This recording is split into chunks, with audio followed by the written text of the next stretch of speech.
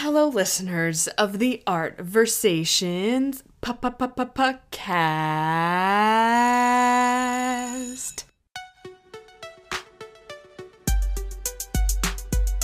Hi. My name is. Hi. My name. Hi.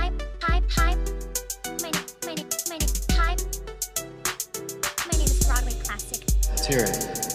Welcome to the Art Versations podcast. Thank you for clicking on the show and for being a part of this growing community.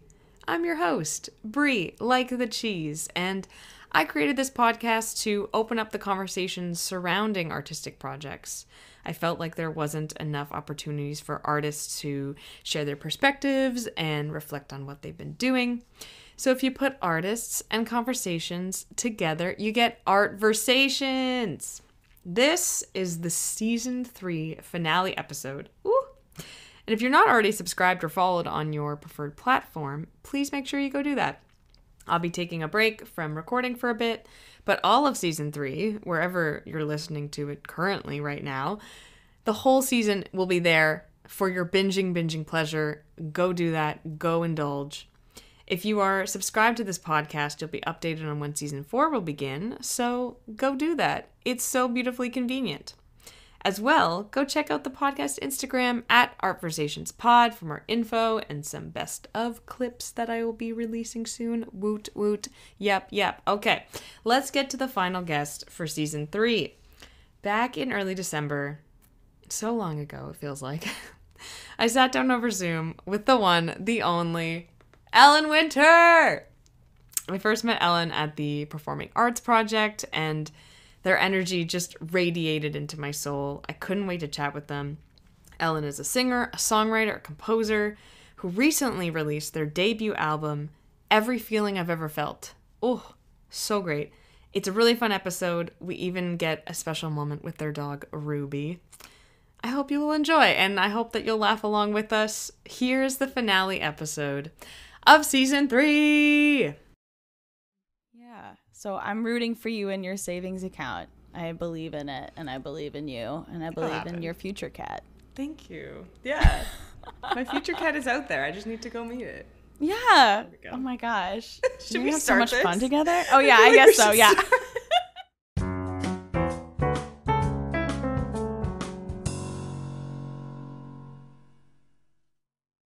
I'm just going to talk about pets the whole Oh my gosh, podcast. the art of pets, though. Really, I Yeah. mean, come on.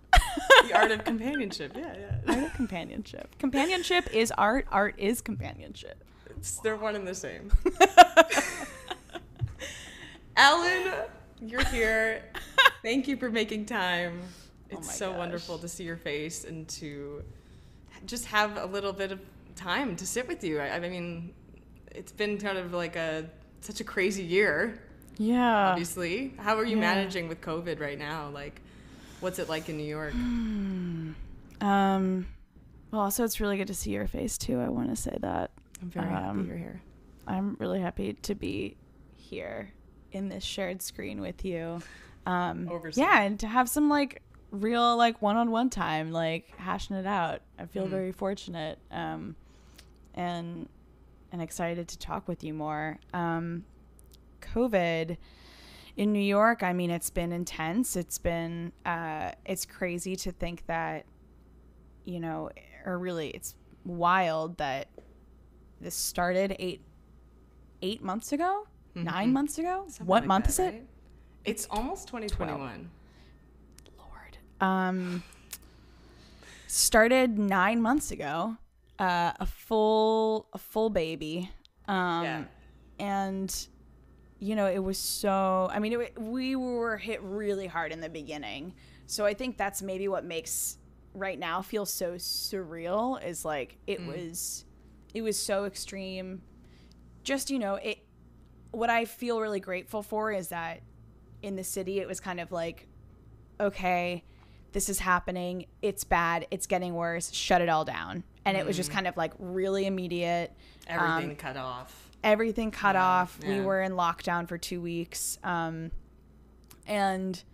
you know, we opened up in phases. So it was really like, and I think we're still in, I honestly don't know what's going on at this point. There's such an oversaturation of information, and I'm now finding it really difficult to find the most up-to-date information about the city's policies. But initially, it was very clear messaging. It was very clear. I felt as a citizen, like kind of like taken care of, which probably has a lot to do with just like the privileged position that I'm in right now, because there's a lot of people in New York who are really not being taken care of right now, particularly, you know, people are still being expected to pay rent when like unemployment is at its highest numbers. And like I'm a freelance musician who can work from home, so I have been able to sustain my job and my art, but that is not the case for, I would say, like most of New York, you know, like it's an entertainment industry place. Like just when I heard that Broadway was shutting down, I remember that when I saw that on my phone, I was like, this is huge for the city. The tourism aspect of it, the entertainment, like you say, just the overall essence of things are alive in New York. They're open all night. There's access to things, you know, like that's a huge part of the city. And I know people have to do it. They have to go in lockdown to be safe, but it was really sad for me, like just being a lover of that city. Oh my God. Yeah, totally. And it's really like when the staple of New York is like on hold. Yeah. It's very strange, and it's very necessary, but I think what a lot of people who really work in that industry, because it is such an industry, are grappling with is like it doesn't feel like there's any plan. And then there's also like excluded workers, like essential workers who are working more because and are being paid and they're like actual like income isn't going up at all. And then you have like gig workers who are like really working overtime and getting no overtime for it. Like this group that I've been attending is like it's called Amplifying Activists, and they're New York based, and it's really about like once a week they bring in activist speakers from different like local organizations, and basically give you like a whole Google Doc. I was just doing it earlier today, like a whole Google Doc of like,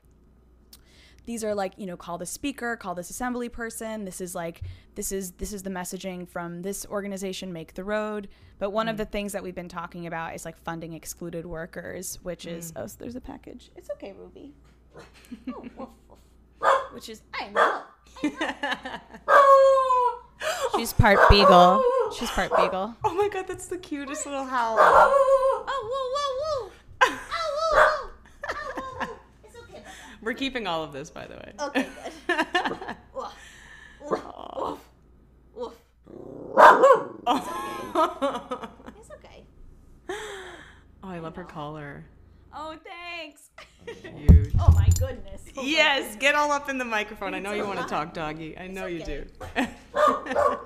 She doesn't understand the word podcast yet, so I can't. I'm working on it though. There's no command, eh? There's no command yet.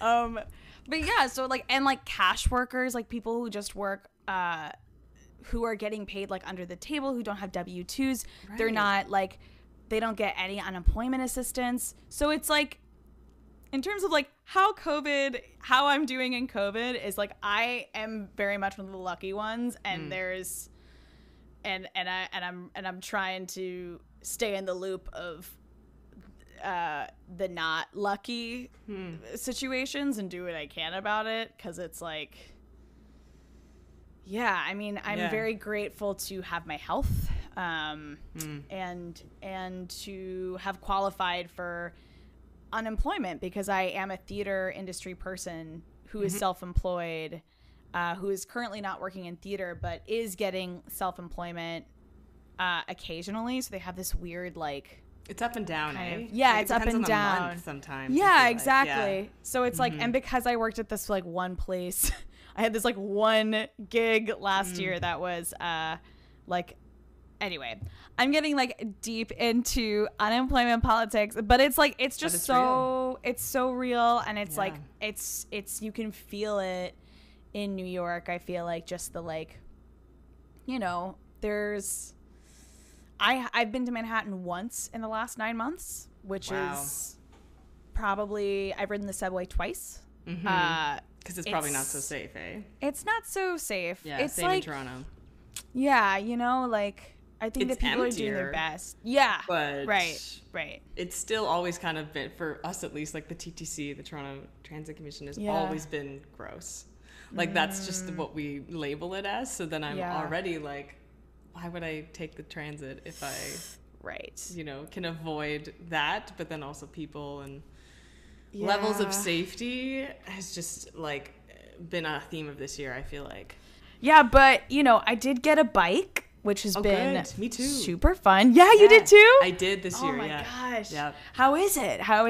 How are you adjusting? How are you feeling about it? I feel like it's nice to now have just like a faster pace. Like usually I just walk everywhere, right? Or take the transit, but knowing that I can be outside the whole time, you know, put my hands in front of me and just ride, and that we've got great bike lanes in Toronto, which is awesome. So I feel very safe, and you know, I mean, the only thing I hate though is the helmet. It never like fits right. It doesn't look right, and then I just feel self-conscious, but that's a small price to pay for like the safety of it. Yeah. Your brain is safe, and we need that brain for the future of society. So I can get my cat. So you can get your cat. Your cat needs your brain. Yes. It's important. Okay, Alan, I think we should come into a little bit of a different gear shift now. This lovely conversation that we've been having. Oh, yeah, I'm ready. And I do want to get to this amazing album that you put out. Oh, man. It's called Every Feeling I've Ever Felt. Yeah. I mean, what an emotional journey it is. And a needed one. Like, as I've been having it on repeat so many times, just letting myself almost go through the therapy of the album, like the ups, the downs, the slow pauses, the pauses that you take throughout the whole thing is one element that I've absolutely loved. I mean, I don't even know where to start. I feel like this process has been very long for you, like over 2 years, right? Yeah. Oh yeah. It's been, I mean, in terms of the album itself and like making the album, we went into the studio in April 2018. Okay. And so we've been in post-production. Well, and we went back into the studio actually in April 2019 for some more instruments. And yeah, have just been in kind of this like really deep post-production for like 2.5 years. And a lot of that I think was like after the initial, I learned a lot. This was my first your debut. Yeah. And you know, these songs were really from the last 8 years. So I didn't add any new songs between April 2018 and now. So it was from between like 2010 to or 2012 to 2018. Goodness, lots of writing. Lots of writing. And I think that this album for me, even though it's like a solo album, like the journey of it for me was really learning that I don't have to do any of this alone. Like, your collaborator, Chris Lidler? Yeah. He helped you, right? Yeah, I mean, he helped. He was my co-producer and also our dear friend and brilliant mixer, music maker, Charles Wanless. They were my co-producers on it. And you know, I'm still learning how to like ask for help and depend on people, because we learned so much of like, I feel like a lot of the narratives we get about songwriters is like, they did this all on their own. Oh yeah. Like, oh my gosh. Yeah. It's like, I just like, I don't know. Like, I learned, it's not me. And there's no, I don't know. There's nothing to gain from that. I write and I play music because I think that there's a big part of me that feels alone, and in writing music and in sharing the most like, kind of like squishy little parts of myself, and letting those squishy parts like affirm other people's squishiness, we can be squishy together. And it's like, oh, maybe, sometimes it can feel the loneliest feeling like is actually so universal. So anyway, it was like, oh, duh, of course this was like what I went away with in this time, was like I had to face a lot of those like internalized narratives of like individualism and like wanting to silo myself to like figure it out when I didn't know what it was. And a lot of resistance to I think that I had a lot of resistance at times to like what this album could be, out of like fear or something. Right. And there were times where it was like it was really hard, and I just wanted to do the right thing more than I think ask for help sometimes. And so I learned how to ask for help in working on this album, and I learned how to like I think also like accept myself and celebrate myself in a way that I never had before. Wonderful. So it was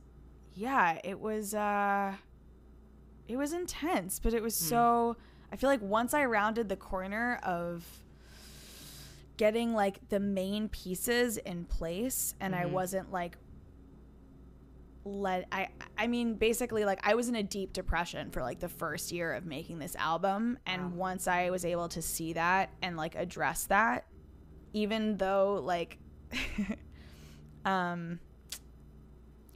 lot of people say music is therapy, but like also therapy is therapy, and therapy is great. Yes. Yep. You can't like supplement it always. Writing a song about like the hardest like the deepest love betrayal ever is not actually going to do the work of unpacking how that has tendrilled in every other part of my life. Like I have to actually go to a therapist for that. Right. So, and I feel like when you're in a deep depression, like sometimes even the emotions they're not clear, or they're kind of numb. Yeah. So you don't have the actual like information to totally face them or to be with them and comfort them. Like you're depressed, right. You're out of energy. Yeah, you're totally numb. You're out of energy. You're like, everything is the same color, so how can I distinguish the difference between these things? Totally. You're also like, it's me. I'm broken. There's something. I'm finding no joy in anything. There must be something wrong with me. With me in my island. Yeah, in my island, in my solitude, in my loneliness. And then I was like literally talking to my mom about it. She was like, well, you have clinical depression, right? And that like, remember this thing that happened to you like 10 years ago when this initially manifested? And I was like, depression. Oh, it's a thing I can name. It's a thing I can, anyway, it's the journey of making the album. I feel like I bring that up because in making this thing, it went from like, I feel like I was really down on myself for not finishing it fast enough for a long time. And once I was like, once I like prioritized my mental health and well-being, and I like came to my collaborators with like what was going on with me, they were like really understanding, and like I learned how to delegate, and like I didn't have to have all the solutions, and it was actually very freeing to not have all the solutions. And like I also kind of developed this new love for my past self, and therefore for my present self, because I was like learning to love my present self, which like allowed me to forgive my past self. And it became this whole thing of just like, holy shit, I can actually celebrate this music now and be really proud of like every single person who not only like contributed to it, but who like resonated with these words and were like, yes, let me embody them through this instrument. Or like, you know, at TPAP when we all got to sing together, like that was like such a, I feel like that summer was like a big turning point for me in terms of like how I celebrated this music. It was that R&D process was super. I'll just, you know, give a little personal information. Oh yeah, on it please. But I'm talking so much. No. Everything you're saying is amazing, and I definitely feel like I've resonated with that feeling of just respect for your youth. Yeah. And then also moving forward and moving on from it. And but at TPAP 2 summers ago, it was really exciting for me because I, as a dancer first, you know, I never really had a chance to work on music in a group setting. It was more like private lessons that I would take my voice lessons and I remember feeling so, first of all, nervous, of course, but the first day when you were like, I've got these songs that I'm still in the process of doing. And I was like, oh, wait, you're still in the process and you're wanting to share that with us? Like, I want to learn everything.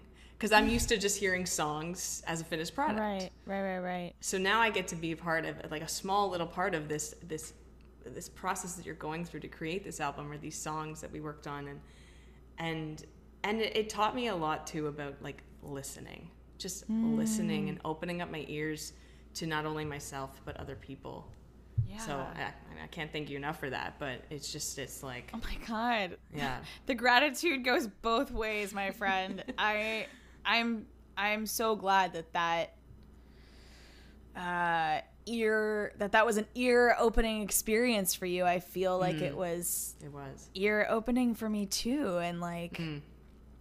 It was so liberating to have you all like come into the tent with me and not only like play these songs live, but also like have our own little like mini recording session. And honestly, like that was a big turning point in this album too, because I think for a long time I was also buying into the narrative of like, you know, every artist is like dashed, you know, right? Like every artist is like I even have it on mine. I'm like a composer, performer, teaching artist, right?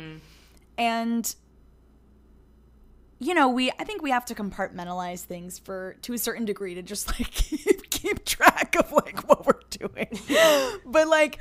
but there is this moment where like when like the album was, what am I trying to say? It was like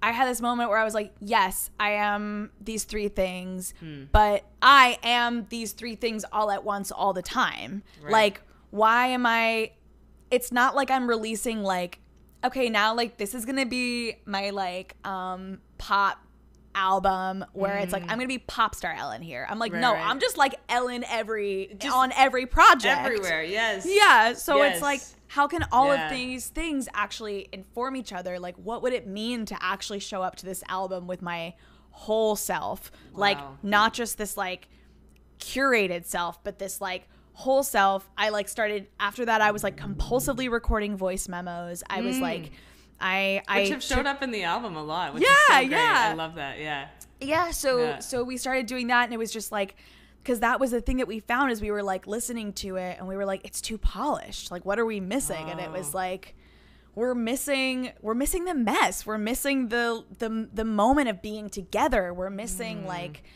actually what it feels like if we were to sing these songs in a room. And like that research and development session we did was so like eye-opening, ear-opening, soul-opening for me, because it was like the joy, the moments, it's deeply personal. Like we've been in this performing arts program for 3 weeks together, and then we made this thing, you know, like there's samples on there from like a vacation I took with my partner and his family, you know, there's like there's personal, samples in there from us playing MASH like outside, you know, like it's like there's a lot of stuff in there that's like, that I was like, I obviously, like, these songs are personal and vulnerable, like, as songs themselves.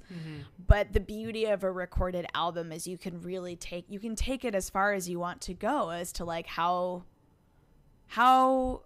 personal it can be, and how, it's like, I don't know. I'm kind of losing the thread a little bit, but, like, feeling of, there was just, I felt really excited by that. Yes, please. Please jump in. I think if you are, titling this album "Every Feeling I've Ever Felt," like, all of a sudden I'm thinking, so is she just, like, bearing her whole soul? Like, and it comes to, you've got this album, it's finished, it feels polished. Great, you did the, professional singer-songwriter debut album. You've checkmarked that box. But then, like you say, like, where else can we go? When does it stop at, okay, these are all the feelings? Yeah. Where is there more? Where is there still, like, the infinite heartstring that you have to share with us and to cry about as you sing or wail out? I mean, just for some specifics, even, like, in Crash and Burn, that track, the final act of it is just, like, so percussive and golden as, like, this big climax. It really, like, takes me there and it sort of brings me along for the ride, and then the crash and the burn happens, and it's just just as a specific example, like, you're gonna bare your soul, but then you're also gonna let people into your life. That's important. And totally. And, like, obviously every artist, like, there's boundaries to that, and boundaries are important. Yes. But it is, like, it's, I think what we were really missing too is, like, that spontaneous joy, that irreverence that I think it's so important to me as a human to just survive, like, and it was, I think that's where we were at. It was just like my co-producers were like, this is very polished, but are you polished? They were like, right. Is that actually you? Yeah. Is that actually me? And I was like, no. I was like, this is a really nice, like, you might have nail polish on, but right, but it's glitter. It's like glitter nail polish that's 5 years old that I bought with my mom at a Sally Beauty Supply. Like, it's and that, I feel like that's what I crave. As for, I think that there are places for, like, highly polished, deeply curated, musicians and pop stars. And listen, like, I fucking love Lady Gaga. I love I think that there's a lot of cool, like I think about Emily King, who's like radically vulnerable but also like so cool. And like and then you've got, like, your Fiona Apples. I mean, I guess all I'm saying is there's so many different ways to present oneself as a musician and as an artist, and what matters is that it's, like, authentic to that person. And sometimes the authenticity is the curation and is the heightened reality and is just, like, the larger than lifeness of that human. And I'm even thinking of, like, Ingrid Michaelson or, like, Sarah Bareilles, like, their earlier albums, like, could be very polished in like today's terms, I would say, but there was still that element of, like, I don't think I've ever heard this before, or or just certain little even just, like, where they go in their vocal range, like, to get vulnerable instead of just fitting in that middle ground, like, and that's the beauty, I guess, of singer-songwriters, is that you get to do whatever you want and use your voice on all aspects of the album as you so choose.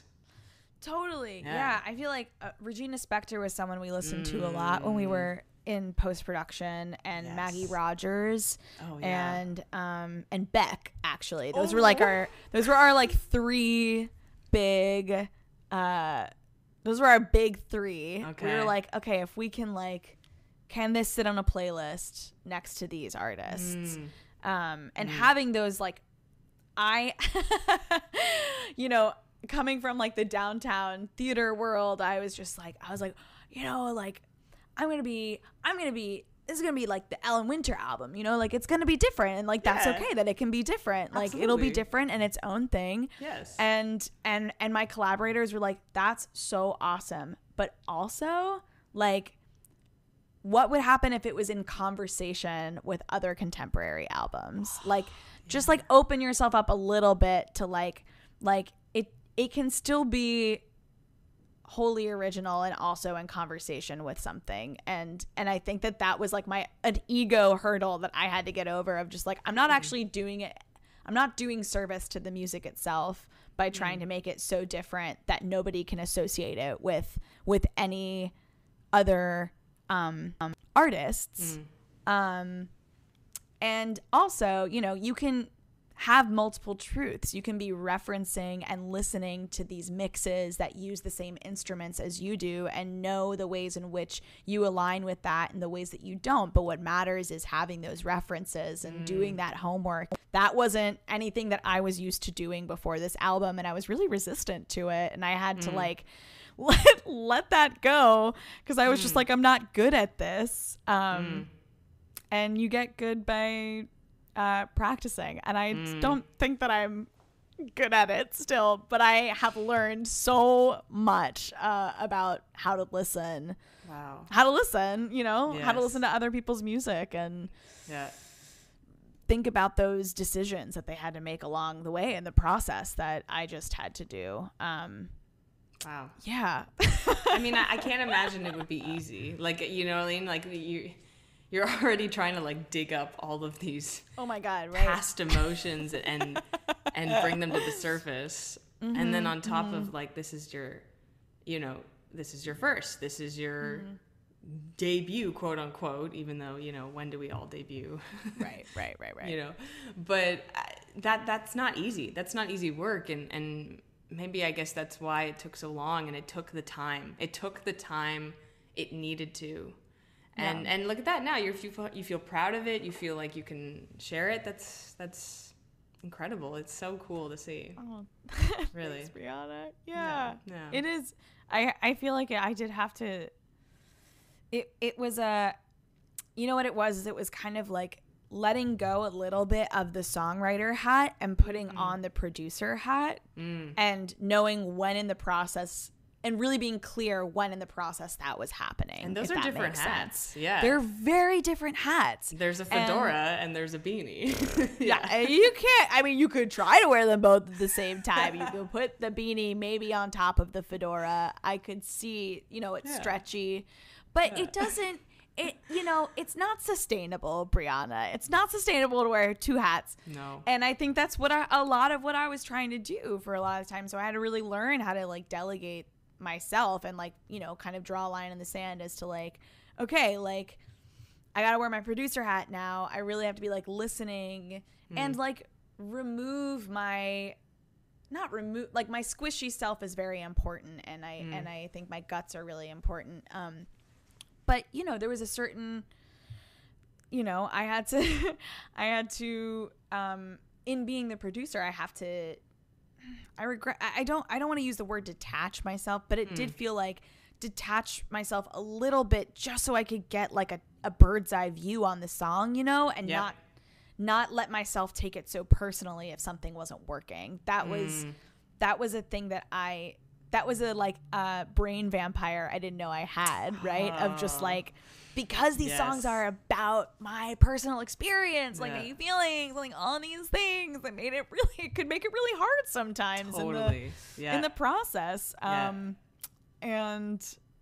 I, you know, because I want to be a good collaborator, I think I find it hard sometimes to just name when it's like, oh, there she is. That's the ego. That's the ego showing up, and she's taking that personally, and that's not useful to the piece. Yeah, the one that just wants to do it by themselves and exactly. go away. That's an ego voice. Yeah. It's, you talk about brain vampires too, like, you know, I'm sure you're referencing Susan Blackwell. Okay, good. I am fully referencing Susan Blackwell. Of course, we always have to. She's the best. I stan Susan Blackwell forever. Same. it's right. Like those vampires that sort of eat you up and say, everyone's done it before you, and there's no point in trying, and you'll never be. Go and listen to Die Vampire Die, that song from title of show. Completely sort of, it like summarizes the idea of being a creative, and it's those feelings. Like you want to share and you want to like show up with your most authentic self, but like you say, there does need to be a place where you step back and look at it as a whole, the whole picture. Someone's going to be listening to this who may not know you at all. So you kind of have to start as a stranger. And totally. Yeah. That's such a good way. I love that. Start as a stranger. Yeah, it's like, that's it, and like, oh my gosh, I'm about to get woo-woo. But like in meditation, yes, talk about beginner's mind. Okay.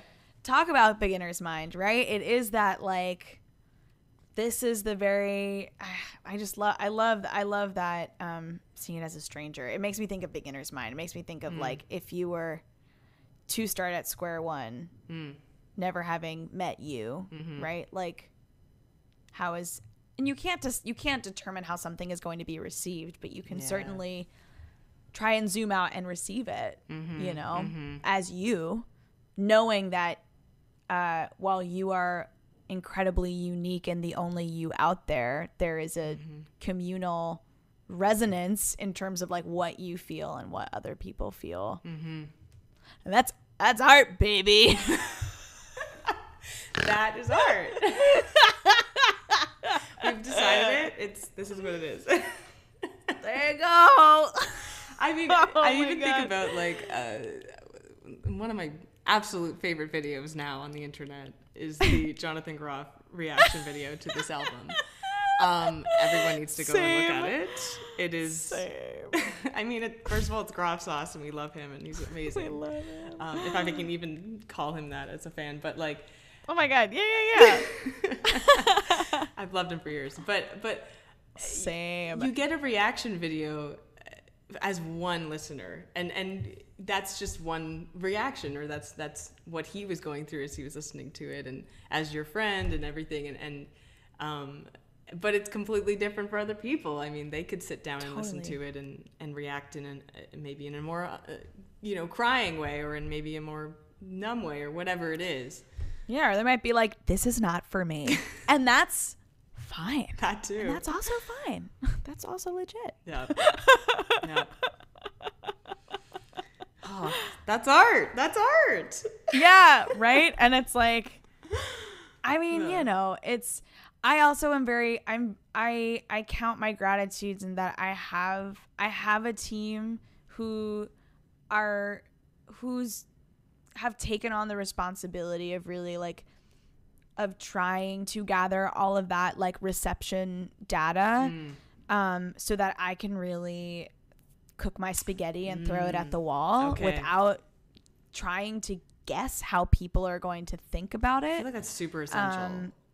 Yeah, right? Like, and I mean, you don't want to be bogged down by like how are people gonna interpret it. Yeah, and I mean, obviously, like I think about other people in the sense that I'm like, will my friends like this? Can I connect with one person with this? Can I help one person to maybe feel less alone? Or can I bring a little bit of joy into like one person's tiny rectangle screen or into their iPods?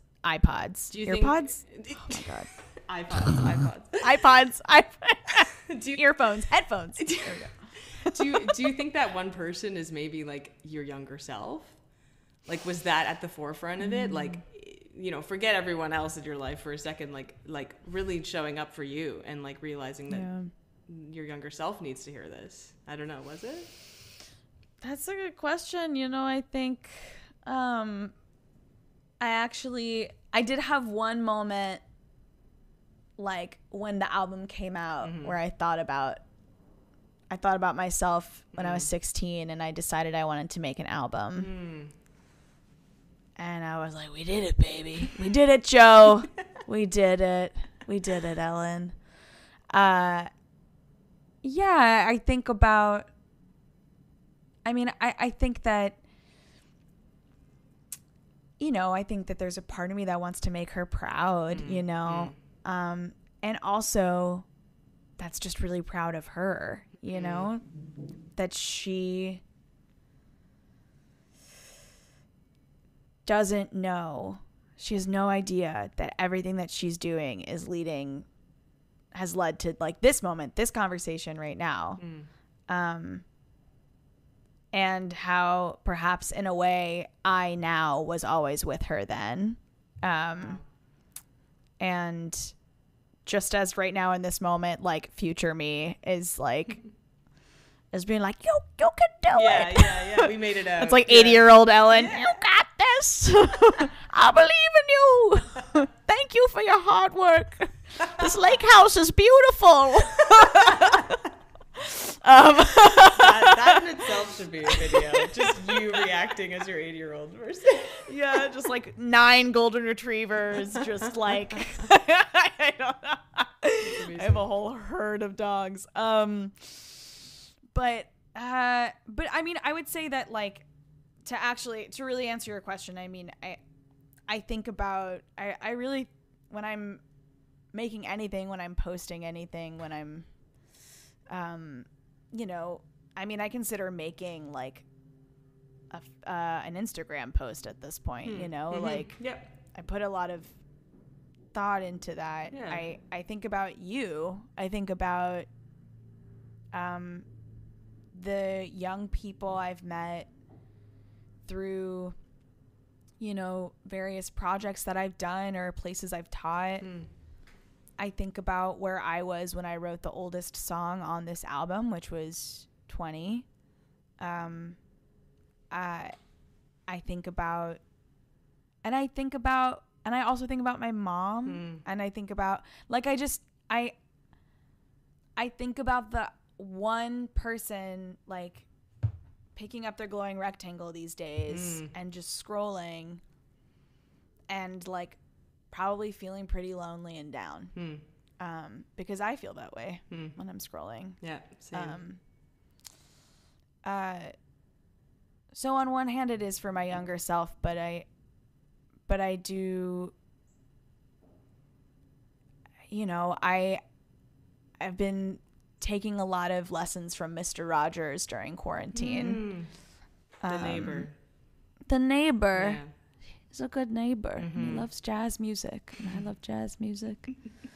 But he talks about how it's like when he did his show, he was like, it's just one kid. It's one kid on the other side of the TV, on the other side of the camera. And I was like deeply moved by that and have just like not stopped thinking about that since I heard it. And his like sometimes obnoxious tendency to just like, as soon as somebody required his attention, he would just like drop what he was doing and like be present with that person. And I was like, Mr. Rogers, you're so cool. It's a huge skill. Very cool. Yeah. Big skill. Big skill. And there's no, as a recovering, oh, sorry, go ahead. I was just saying, like, there's not a lot of time for that right now, you know, like in our fast paced, kind of a little bit, well, that's what we think, right? Yeah, we like tell ourselves there isn't time for that, and we buy into it. I certainly do. Same. and I'm really working on it. I you know, I never ever want to be too busy to talk to somebody, right? Like, I mean, that does happen, I feel like, because you want your 3 little things, right? I always think of like the triangle of like essential parts in your life, right? You got your love life, your career, and then, you know, like family or like friendship, and they all kind of like have to work in threes, and they have to work together.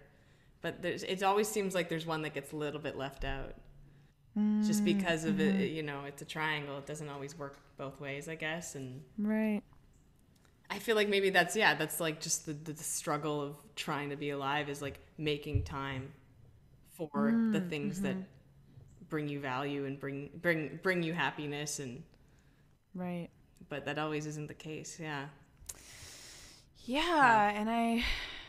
I mean, you know, there's I think about too that phrase making time. I feel like it's I think a lot about just like the power that we have in deciding how we use our time, you know, and like how, like I had a friend from college reach out to me over quarantine, and we like had this, I ended up talking for like 2 hours. This was a friend I wasn't particularly like super close with them in college, but like we did a couple of shows together. We always like had a really great time hanging out, like, and you know, I realized I hadn't talked to him since I graduated. And he was like, you know, I always wanted to reach out, but you seem so busy. And I was busy. like, yeah. And I was like, and I think that I really prioritized seeming busy for a big chunk of my 20s. And I'm really curious, and I don't have an answer for this. I'm like, can I have a full life where I,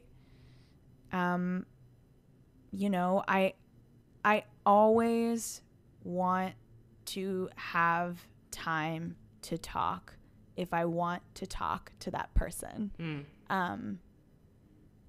And that's become a priority for me now. Like it's in a way that I don't think it was before quarantine. I mean, do you feel like that in this time you've been connecting with people on another level, or like on in another way? Yes. And similar to you, I think picking those people. And not to say that I like have hatred towards others, but I was talking to my friend actually, like I feel like I haven't met a new friend this year. Just because I guess there hasn't been opportunities for it, but in some ways that's kind of beautiful, because I was really able to sit down over FaceTime or Zoom, whatever, with my group that I feel like I do want to put time into.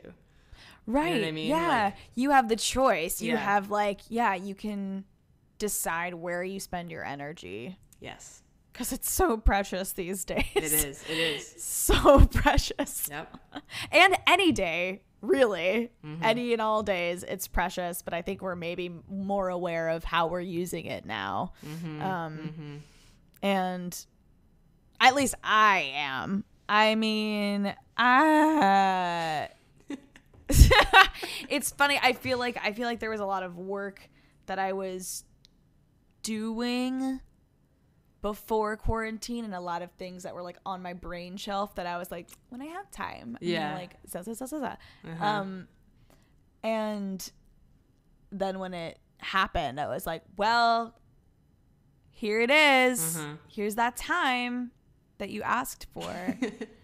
And I was like, well, okay, I guess I'll do those things. And by those things, it was like deepen my relationship to myself and the people I care about, and receive more and like, you know, understand that symbiosis of giving and receiving, and let yourself be porous, put up boundaries where you need, like, I don't know, really like use your time. Yes. I'm curious, can I ask, I also know I gave us an hour today, but because I was anticipating having a thing this evening that is not happening, so I can talk for another half an hour. I was gonna say, like, I'll let you go if you need to, but let's. No, I feel like I've been talking this whole time, and I want to hear more about what you're up to, and like how COVID has been for you, and how you're feeling, and what, if any, like yummy things that you've been thinking about. Yeah, I'm curious about what your experience over the last few months has been, and what your relationship to art has been like. My relationship to art has stayed very much the same, and I will be honest with you and say that my podcast has helped me do that. Like, being able to sit down with people from all different kinds of art too, like, really helps me to know where we're at in the industry, but also just like as a society that has art in it. Like, where are we at? What do we need to do to move forward out of this pandemic? But also like sitting with the fact that a lot of people have been out of work, and like I'm so grateful to be able to document that, I guess you could say. Like, I know that I'll listen to all of these on my own time, like in a couple of years, and just be like, wow, like that was a difficult time for art. That was a, you know, a stressful, confusing, very up and down pattern that we went through, or that we're going through currently. And to know that it'll go up and down as well as I grow older too, you know, like yeah. So yeah, I think my relationship with art has stayed the same. My relationship with dance has definitely changed though. My body is changing, and I'm coming to terms with that very difficultly. Like, to be honest with you, like it's been a lot of finding out what my body feels like without dance, because I've been a dancer for many years, or trained at a level that was very intense for many years, but I haven't taken the class in a month, maybe. Right. Like, that's a long time for me regularly to be out of it. So yeah, my relationship with movement has changed, but I think for the better. I'm praying, you know? Yeah. Because I do want to take care of my body. And I've had to really like come to terms with my eating disorder and body dysmorphia, and you know, all those things that have just sort of, like you say, been put on the shelf for later. Yep. Because I have this to do and X to do and Y to do, and I went to, or I've been in this sort of like eating disorder therapy. I've been talking to my friends about their relationship with their bodies too, and how it's changing for them. And yeah, I mean, I do feel like a new person, but I also know that like that's just kind of inevitable through all of this, if that makes any sense. Yeah, totally. Yeah. And sometimes I'm like, I kind of just feel like this time has just become like an incubator for growth. Like, it's like, maybe we all would have been here like 5 years from now if we had been moving at the pace, or maybe not, you know, but it's certainly felt like some acceleration of some kinds in terms of like how we experience things. The gas pedal was really like pushed to the floor. Most things. Right. In terms, it's just the saturation of like information and like just intensity of what's going on, and kind of I feel like there's like, it is a resurgence, and like because there's so much that we cannot control, it's like we're looking inward to the things that we can,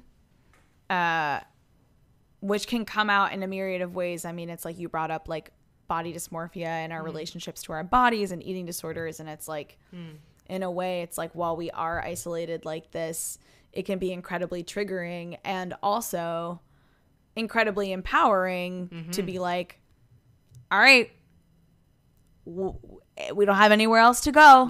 We're gonna talk about this. We're at the station now.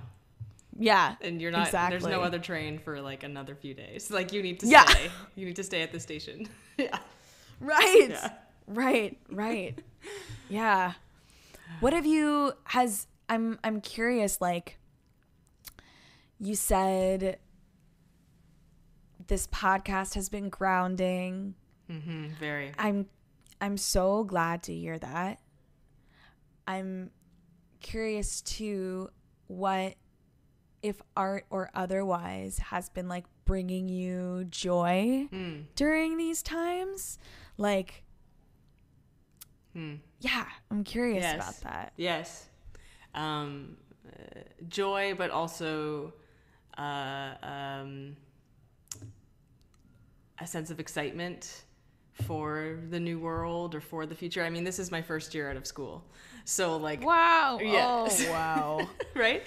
I just had so many feelings for you that I'm like, oh, Bri. This is the year that I've been granted with out of school. So I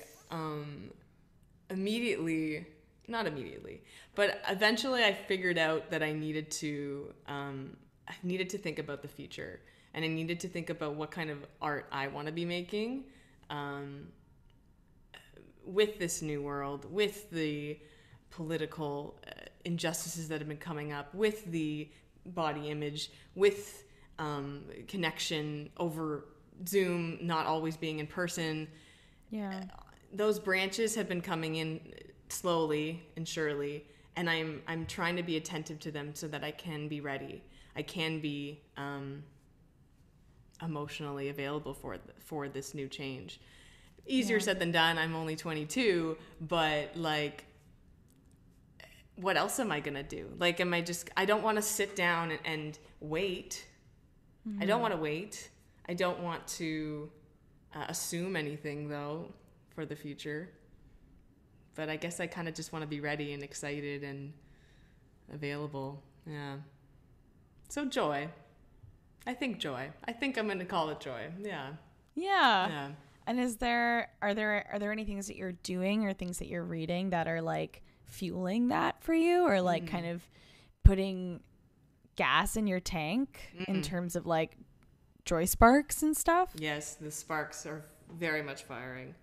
I mean, I read, I was able to read, with the time that I had, Uta Hagen's Respect for Acting, which is something that's been on my list.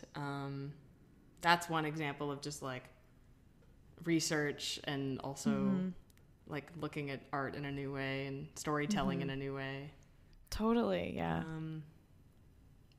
I have read a lot actually this year. I haven't been able to read, during school. So like sitting down, and I read Jane Eyre, which was like very eye-opening for me. She's such a heroine, and I don't know if you've read it.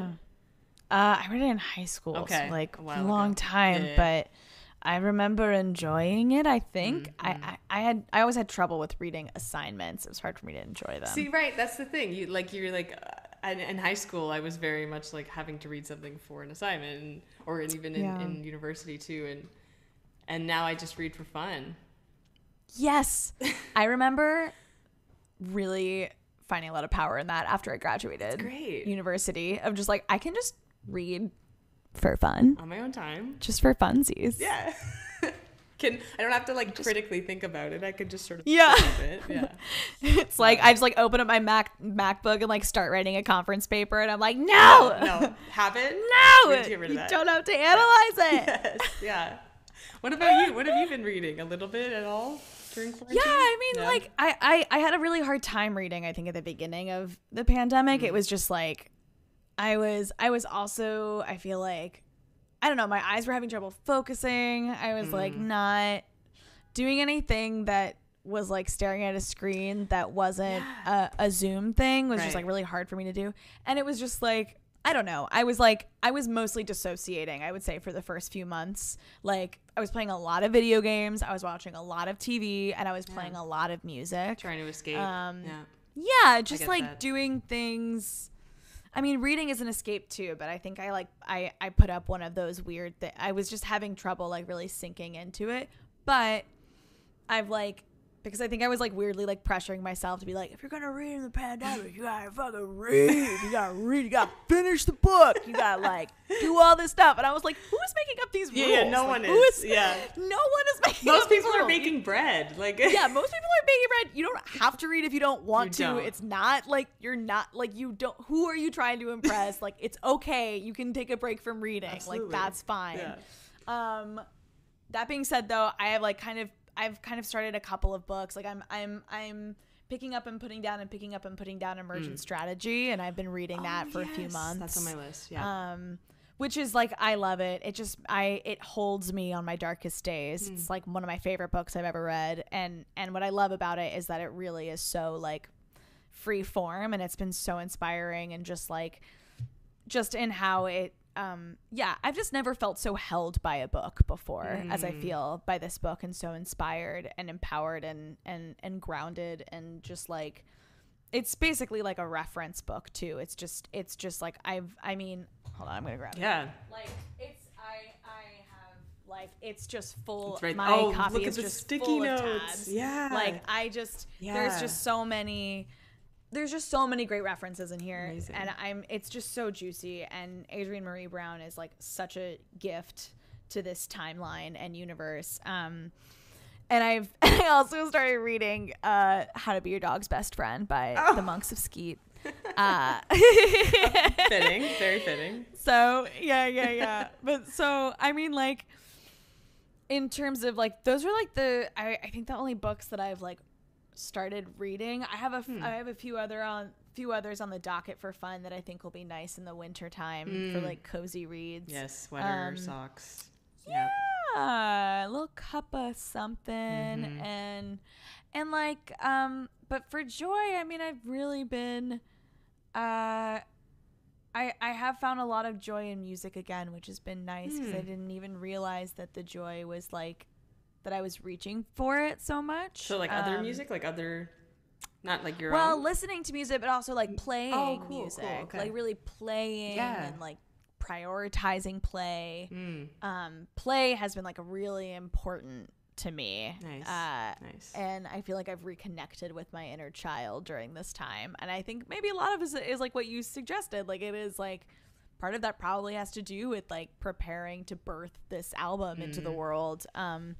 Right. And doing it for her, doing it for that like wily 8-year-old screaming and singing in people's backyards. But so I've found a lot of joy in just like playing music for fun, and I've been like I've been like painting and like collaging and and other things to do with your hands. Other things to do with my hands. And I got really good at Mario Kart. I don't want to brag, but I got really good at Mario Kart. I am gonna brag. Not as good as my partner, who will decimate people. It's like people will be like, "You guys want to play like Mario Kart? Here's like my Nintendo friend idea." We're like, "Oh yay, we're so excited!" And then like we'll like do a round, and it'll be just like silent, and they'll be like, "How did you do that?" And Simon is just he's just so good at it. He just is so good. I'm still figuring out, there's that like button where you press and you hold down to rev up your speed at the beginning of the race. Oh yes, I still can't master that. Like okay. Do you want a pro? Can you give me some tips, please? Okay, let me take. Okay, so you do it between the number blinking sound. Oh. So it's like 1, brr, 2, brr, 3. You don't hold down. No, you don't hold down the whole time. You have to like charge it like. Right. This is very eye-opening, because I would just hold down as soon as I heard 3, 2, 1. I would just hold down on the A button or whatever, and then you get stopped right as the race starts. Yeah, you like stall out. Right. That's me. Yeah, you have to like literally rev it. I couldn't tell you the exact science, because like sometimes I still stall out, but I'm pretty sure. Yeah, it's like. I'm like literally trying to like muscle memory. Yeah, I think you hit it 4 times. What's so the you want to like hit it directly after each like beep, okay. beep, beep, beep. Perfect. and then you go.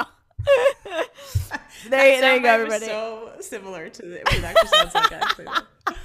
And of course, when I say pro tip, I mean amateur tip, because I'm just at home in my sweats playing Mario Kart.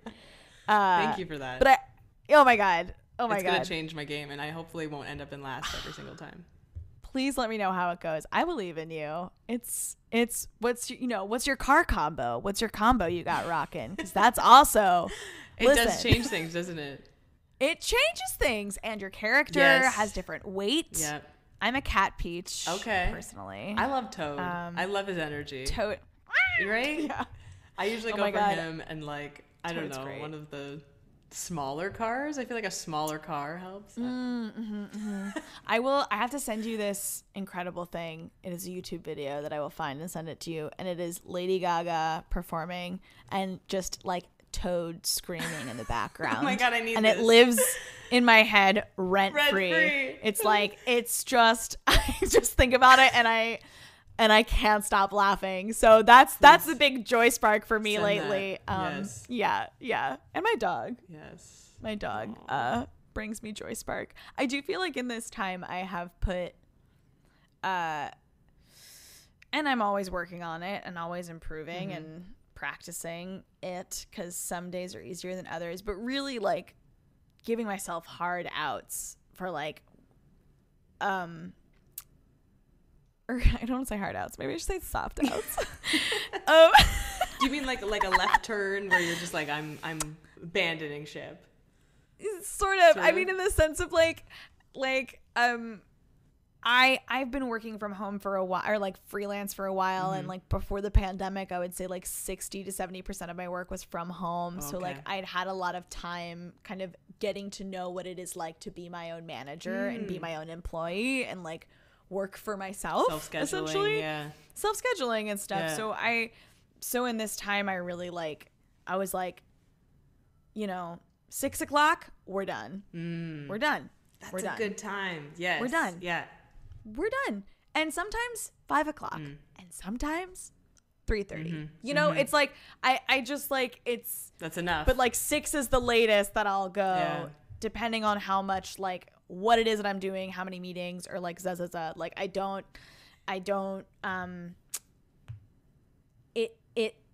it wasn't doing myself or my like team here any favors, and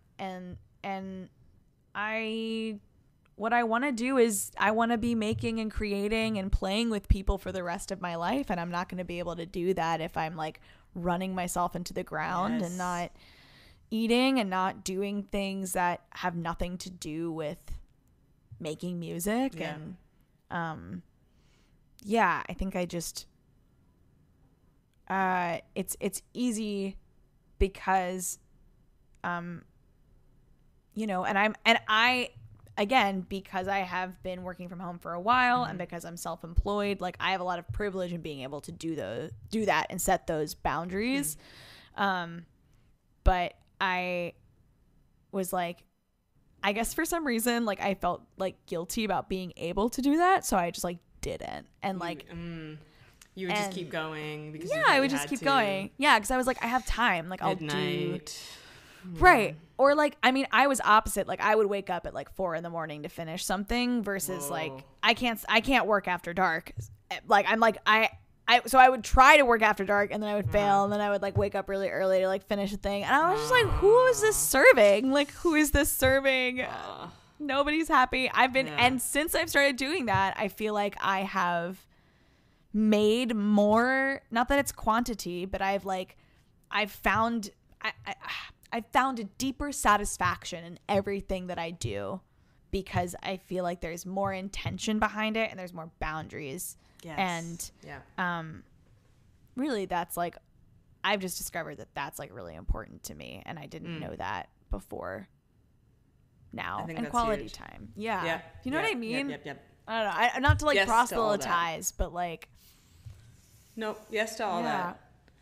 And I think I'll definitely go into that mode as I keep going out of school and as I, just because I want to work, like totally. I'm also like one of those people that like I will take on 7 projects just because I want to. Like I like and some working, people, Yeah. Sorry, I didn't mean to interrupt you. No. I mean, it's just like it's nice to be distracted sometimes, and totally.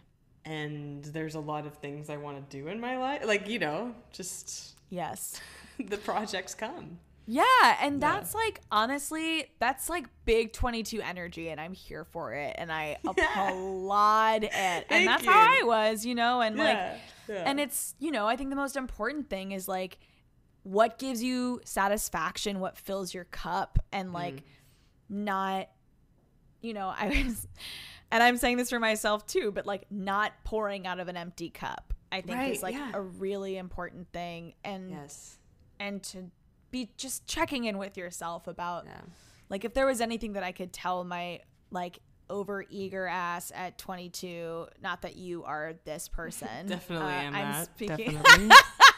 You type A completely just totally summarized what Bri is. Well, you know, I would just say it's like, you know, to be brave with yourself in terms of your radical honesty and like what you really need, and like to ask yourself, always ask like who you're doing this for, and who and how it's serving you and how it's serving your community, and to like, I don't know, I think that we've talked about this at TPAP before, like the arts industry is amazing, obviously, in that it creates impactful art. It also exploits the shit out of people, and particularly young people, and especially young women identifying makers and artists and performers. And I think that we are given a narrative, you know, that you have to pay your dues, which is legit. Yeah. You know, like I understand that. Like, I don't want to be like, I'll do that, but I won't do that. I'm going to do everything. Right. And experienced, and I'm, you know. Right. Which is amazing. Yeah. And I guess it's like really what it boils down to in all of those questions and all that shit is just like, know your worth, because you are so special, and so are you. Thanks, friend. And nobody can do what you do. And the sooner you can hone what it is that you do that is so unique and special, you know, the sooner I think you can be really clear about what you bring to the table in those situations.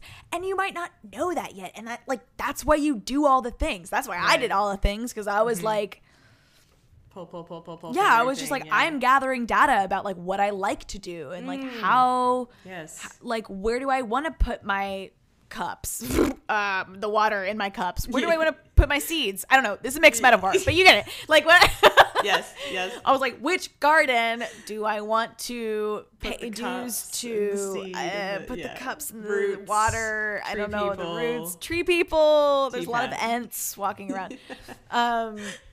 But yeah, like it's you know, I don't regret working as hard as I did, in the sense that like it led me to now, but I feel like I am unlearning a lot of like habits of, I didn't have a lot of self-worth at 22, and I felt or rather it wasn't placed, I don't think that it was rooted in the way that I feel like it has rooted now. And I feel like I was looking for a lot of worth through outside validation, which is, you know, I'll name that vampire. She's still there. Like, you know, it's not like that goes away, but I think I was afraid to talk about that. And, so I guess it's just, I just say that it's like, to be hungry is so good, and to be kind is so good, and to be really clear about like what your boundaries are and what your passions are is so important. And I think that there were things that, you know, I wasn't great about setting certain boundaries that I think would have saved me a lot of heartbreak in the long, like would have saved me from like overworking in certain capacities in the long run, if that makes sense. I mean, I guess, that's those hard turns that you're talking about, or soft turns. And just to know, like, you know, trust your gut and like, nothing is worth you like killing yourself over. Nothing is worth you like, it's just not worth it. At the end of the day, we're all putting on costumes and like playing pretend. Like, that's like makeup. And as far as theater, like, you know, Yeah, right? yeah. Like it's an elaborate game of pretend, and like Yes. it drives me mad, I think, when people forget that like play is just so important. And anyway, Yeah. that's my own spiel. Like we're Great advice that I'm gonna hold on to and hopefully I can maintain while keeping a sense of, you know, I want to be here and I want to work. totally, And and that's amazing. Yeah, and like, yeah. it's just about like having the conversations with yourself. That's really, I just did a lot of talking, but like honestly, if that's the nugget I want to give you is just like check in with yourself and to just take care of yourself. That's like the most important thing, because if you're not taking care of yourself, then all of that shit is gonna moot. love everyone else. Yeah, exactly. Yeah. Right. And that's the thing I feel like I put off. I put off taking care of myself for a really long time. And getting into this album and making this album was like all that shit coming to a head. All that stuff I hadn't dealt with was coming to the surface. And if I was gonna finish this thing, I had to get through it. I had to get fucking through it. I think we can leave it at that. I feel like that's a great way to end. This album is a place for you to share your deepest feelings. And now I get to, you know, or listeners get to consume it in such a nice little package. And yeah, that's wonderful. Oh, thanks, man. I think we can end it there. I don't know. We could go for hours. I know, right? I'm like, ugh. I still feel like I talked too much, and that's my own No, insecurity you did not. vampire. But I feel like I did. I don't want to be preachy, because it is like your journey, and you're gonna learn things that like I could never learn, and we're working in different fields in certain ways, and also like the industry is evolving and shifting and changing, and I hope that after COVID it is different and interns get fucking paid, and that like you don't have to know somebody who knows somebody who knows somebody, you know what I mean? To like work, it's there's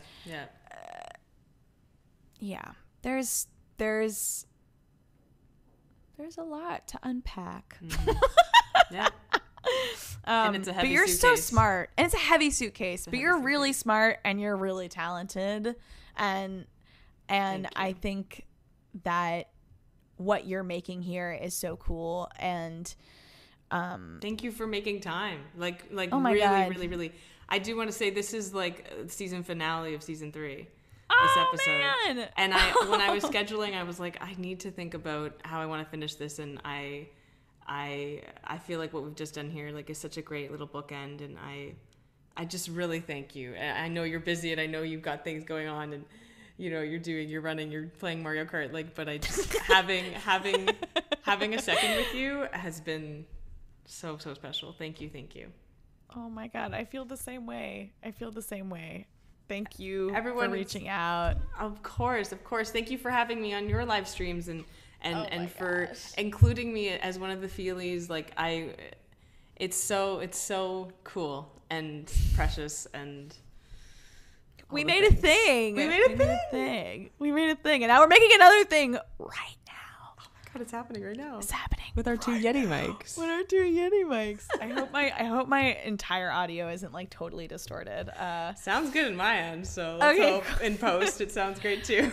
Fingers crossed. Do you want me to send you a WAV or an MP3? Oh, WAV or either or is good. I think they'll both fit into I have GarageBand too, so great. Yeah. Cool. Everyone needs to go and stream Every Feeling I've Ever Felt. Listen to it, eat it, shit it out. It's amazing. If you listen to the album on like a streaming platform and you like it and you want to support us, the best way to support us is to buy the album on Bandcamp. We get the largest percentage of that.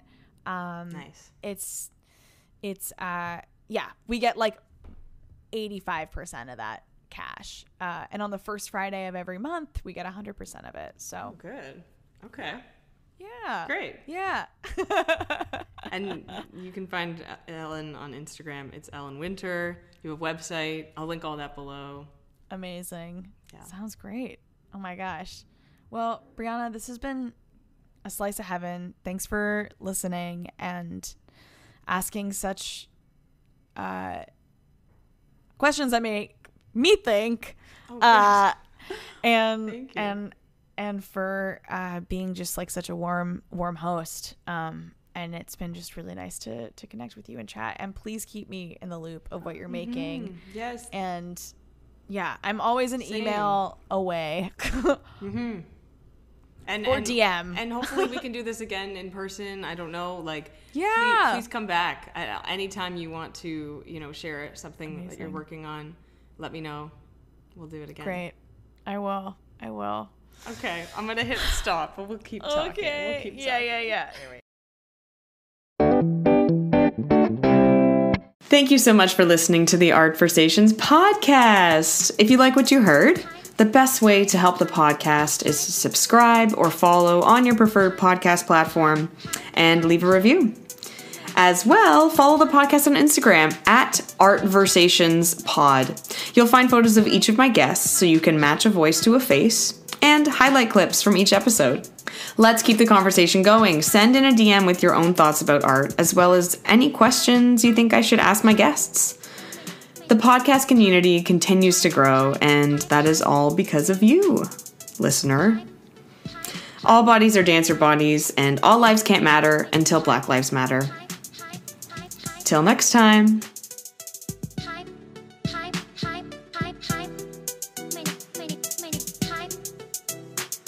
name is Broadway Classic. Let's hear it.